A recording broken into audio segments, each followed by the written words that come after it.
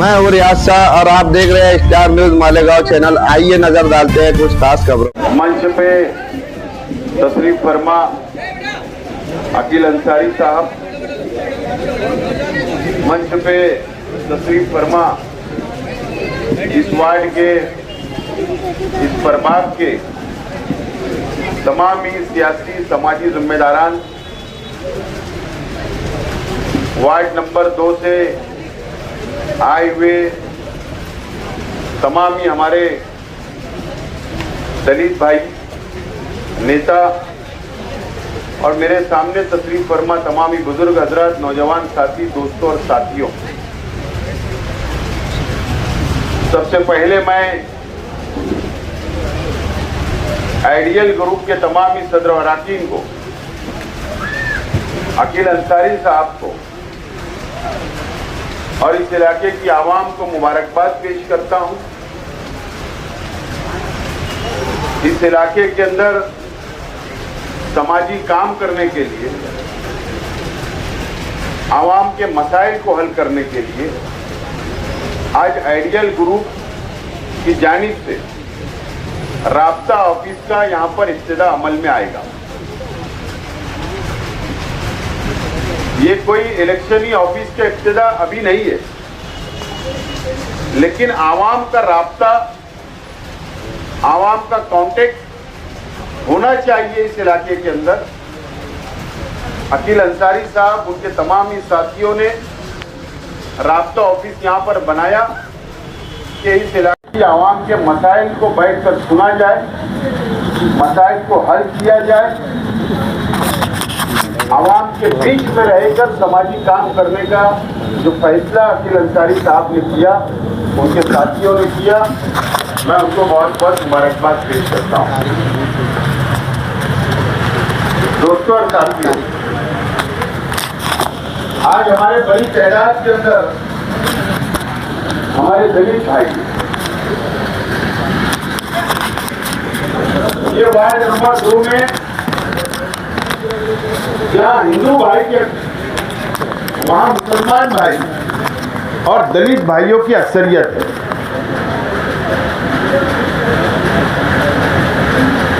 और इस वार्ड का इलेक्शन इम्तिहान है, आपकी परीक्षा होने वाली है। मैं आज टीवी चैनल के ऊपर देख रहा था कि औरंगाबाद में वंचित आघाड़ी ने एक जबरदस्त आंदोलन किया और उसका मकसद ये था, उसका उद्देश्य ये था कि आरएसएस के ऊपर पाबंदी लगना चाहिए। ये मकसद था। अगर इस देश के अंदर, इस राज्य के अंदर अगर ये जातिवाद शक्तियां, आरएसएस की विचारधारा जो सरकार आज महाराष्ट्र में और मरकज में है, केंद्र में है, अगर सबसे ज्यादा काले कानून अगर सरकार बना रही है और अगर अत्याचार कर रही है, जुल्म कर रही है, तो वो मुसलमानों के साथ साथ दलित भाइयों के साथ भी नाइंसाफी कर रही है। आज वक्त है कि आज उनके खिलाफ हम लोगों को खड़ा रहना है। आरएसएस के खिलाफ हो, बीजेपी के खिलाफ हो, उनकी विचारधारा के खिलाफ हो, उनकी पॉलिसी के खिलाफ आज वक्त है कि हम लोगों को खड़े रहने की जरूरत है। आज हमारे हिंदू भाई जो सेकुलरिज्म बरकरार रखना चाहते हैं, जो सेकुलर है, लेकिन इस महाराष्ट्र का असेंबली का चुनाव हुआ, जो नतीजे आए वो नतीजे चौंकाने वाले थे। 1-1 लाख से लोग चुनकर आ गए पूरे महाराष्ट्र में। जो लोग नहीं हार सकते कभी, वो लोग हार गए।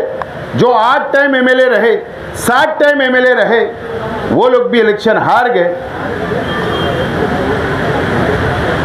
इसका जायजा लिया गया तो पता चला कि इस महाराष्ट्र के अंदर पार्लियामेंट के चुनाव के बाद बढ़ाए गए, बाहर के राज्यों के बढ़ाए गए एक आदमी का 2 जगह 3 जगह नाम बढ़ाए गए। इस तरीके से ये इलेक्शन को जीता गया। आज ये महाराष्ट्र और देश की सूरत हाल है। लेकिन अगर महाराष्ट्र मालेगांव शहर में अगर कोई वार्ड अगर चर्चा में है और अगर फिरका परस्त ताकतों ने अगर कोई वार्ड को टारगेट करने का काम किया है, 17 में 2017 में जो वार्ड थे 70% वार्ड को वैसे ही बरकरार रखा गया। लेकिन एक वार्ड नंबर 4 सायना दरेगांव, देवी का मल्ला, गुलाब पार्क, वो इलाका जो वार्ड नंबर 4 था और वार्ड नंबर 2 को तोड़ दिया गया, बदल दिया गया। और इसके पीछे ज़हनियत फिरका परस्ती की है, फिरका परस्ती की ज़हनियत है। आप देख लीजिए, नवकिरण साइजिंग के आगे गणेश नगर, वहां पर जो हमारे हिंदू भाई रहते थे, जो 1000-1200 वोट होगी उसको तोड़कर जो 3 नंबर वार्ड में था उसको 2 में लाया गया और वार्ड नंबर 4 को तोड़कर उसको 3 में लाया गया। उसके पीछे का मकसद क्या है, उद्देश्य क्या है कि फिरका परस्त पार्टियों की यहां पर भी 4 चुनकर आ जाए और 4 नंबर 4 में भी 4 चुनकर आ जाए, क्योंकि इससे पहले यहां पर 2 सीट थी हमारी अपनी पार्टी की और 4 नंबर में 4 सीट थी। मकसद कि शहर को टारगेट करना है, ये 2 वार्ड मकसद नहीं है। अगर सेकुलर पार्टी की 6 सीट कम होगी तो 6 सीट उधर बढ़ेगी और जब 6 सीट उधर बढ़ेगी तो 30 सीट तक वो लोग पहुंचेंगे फिरका परस्त पार्टियां, और वो सौदा करेगी कि मेयर हमारा होगा। ये सौदा करने के लिए साजिश रची गई। और आप देख लीजिए, मैं कोई झूठा इल्जाम किसी पर नहीं लगाता, लेकिन हमारे मध्य में सेंट्रल असेंबली हल्के के अंदर जो हमारे मुखालिफ पार्टियां हैं उन्होंने फिरका परस्त ताकतों से मिल चुके हैं।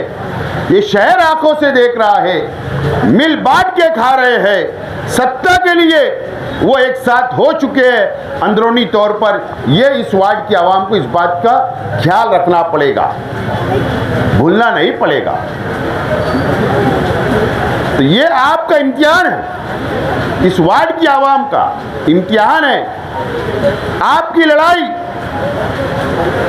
एक तरफ सेकुलर जहन रखने वाले हम लोग हैं और दूसरी तरफ फिरका परस्त ताकतें जो आरएसएस की ज़हनियत के लोग हैं, उनके बीच में ये मुकाबला होगा। मैं आज हमारे तमाम ही जो हिंदू, हमारे तमाम ही दलित भाई, जो सब नेतागण कार्यकर्ता यहाँ पर आए, मुझे पता है कि एक वार्ड यहाँ पर रिजर्वेशन है, एससी है, रिजर्वेशन है। आप ख्वाहिशमंद है टिकट के, मैं जानता हूँ, और ज़रूर हम लोग आप लोगों के ही बीच में से कैंडिडेट फाइनल करेंगे। लेकिन आज आप लोगों को भी ये तय करना होगा, अगर 4 कैंडिडेट है, इच्छुक है, तो आपको एक जगह बैठना पड़ेगा, बात करना पड़ेगी कि आपकी भी एक सीट चुनकर आ जाए। तो आपके अंदर बगावत नहीं होना चाहिए, आपके अंदर अलग अलग बटना नहीं चाहिए। न तो 500 वाले अगर 4 खड़े हो जाए तो 2000 वोट का आपका नुकसान होगा। फिर क्या होगा, फिर वही फिरका परस्त के पार्टी से कैंडिडेट चुनकर आ जाएगा। तो अगर अस्तित्व बचाना है, अपना वजूद बचाना है, तो आप लोगों को भी आपस में बैठकर सर जोड़कर आप लोग बैठे और एक अच्छा कैंडिडेट फाइनल करो। और अगर हमारे तक आप लोग आएंगे तो ज़रूर पक्ष आपके बारे में विचार करने के लिए तैयार है। ये मैं शब्द आप लोगों को आज यहाँ पर देता हूँ। और एक बात याद रखना, कि 2 नंबर वार्ड में जितने मुस्लिम वोटर है, बंटवारे के लिए यहां का बंटवारा हो जाए।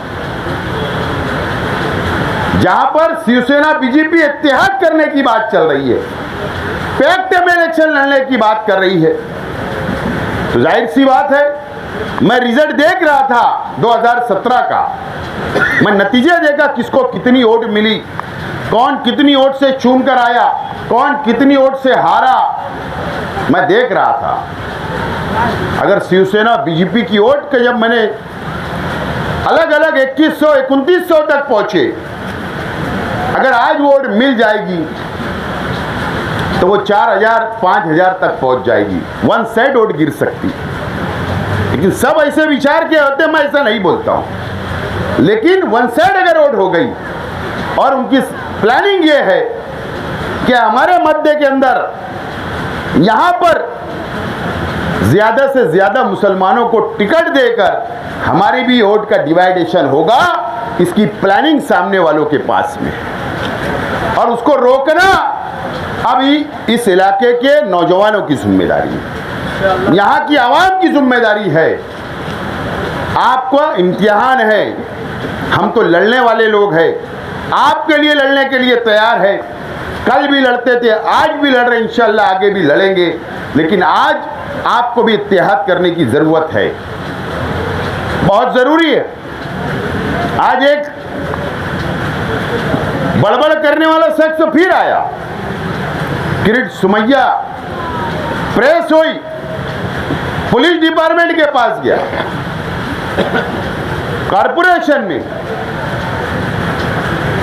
क्या इल्जाम लगा रहा है वापस कि 900 से ज्यादा लोगों ने दाखिले जमा नहीं करा, इनका आधार कार्ड रद्द करो, इनका पासपोर्ट रद्द करो, इनको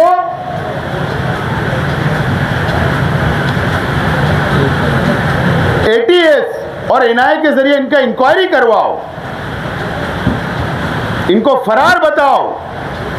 इस तरीके की बात हो रही है। इल्जाम हमारे पर क्या था कि बांग्लादेशी और रोहिंग्या यहां पर रहते, एसआईटी बनी, मां बहनें जेल गई, आज भी कई नौजवान जेल में है।